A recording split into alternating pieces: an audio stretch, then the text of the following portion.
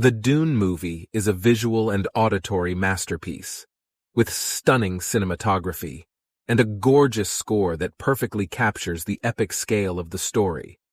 The movie features an all-star cast, which adds to the sense of grandeur and spectacle. Set 20,000 years in the future, the movie depicts a world before the Guild, where space travel is accomplished using the spice melange, which is banned by most people. Denis Villeneuve is one of my favorite directors, and he has a talent for creating visually stunning films with complex narratives. His previous work includes Blade Runner 2049 and Arrival, which are both excellent examples of sci-fi storytelling. While Dune may be challenging for viewers who are not familiar with the source material, I think that the movie does an excellent job of capturing the philosophical and world-building elements of the story, while also providing plenty of action and excitement. While the book focuses more on the messianic leaders, rather than on Paul, I think that the movie does an excellent job of balancing the various elements of the story and creating a compelling narrative that will appeal to both fans of the book and newcomers to the world of Dune. Science fiction movies have come a long way since the 1950s, and the latest adaptation of Dune is a perfect example of how far we've come. The movie, directed by Denis Villeneuve, is based on Frank Herbert's classic novel and takes place in a distant future where humanity is spread out across the galaxy and formed a feudal society. Unlike the 1958 movie, which tried to cram all the details of the book into one confusing film, the 2021 version of Dune takes its time, covering only the first half of the book and leaving audiences eager for more. The movie is a sci-fi epic that is both visually stunning and emotionally resonant, and it manages to capture the authenticity of the book while still feeling natural and accessible to a wider audience.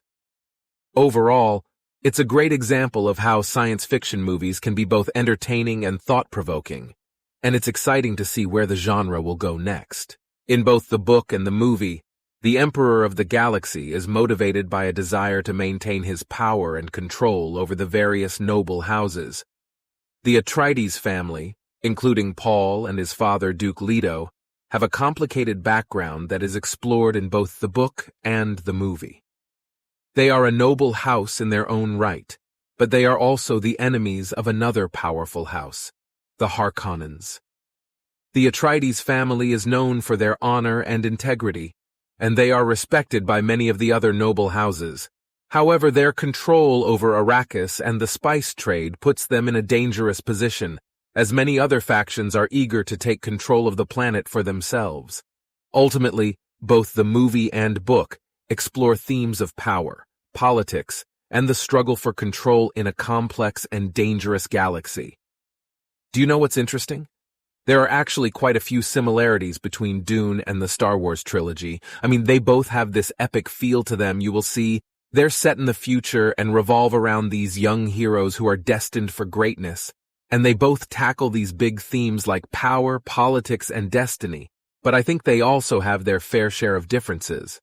Dune is all about this super complex world with tons of political intrigue and world building, while Star Wars keeps it a bit simpler. And the characters were built in Dune, they're quite different too. In Dune, they're more morally ambiguous, struggling to balance their own desires with their family and social obligations. Dreams are truly fascinating because they come from the depths of our subconscious. In the case of our main character, Paul Timothée Chalamet, he experiences these dreams throughout his journey. Paul Atreides is the subject of a prophecy known as the Kwisatz Haderach, which predicts that he will become a messianic figure who will bring about a new era of peace and prosperity.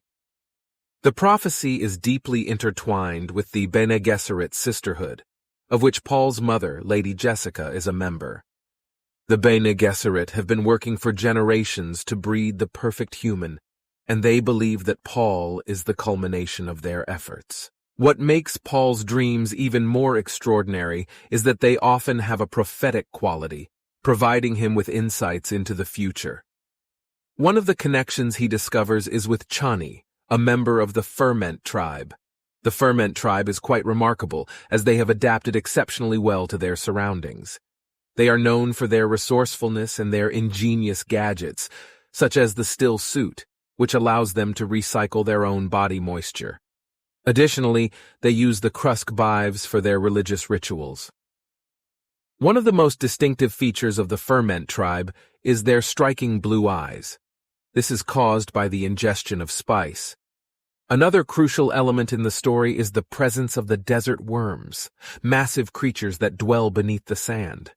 The Ferment tribe reveres these creatures as sacred beings. Scenes where the sandworm attack is both terrifying and awe-inspiring.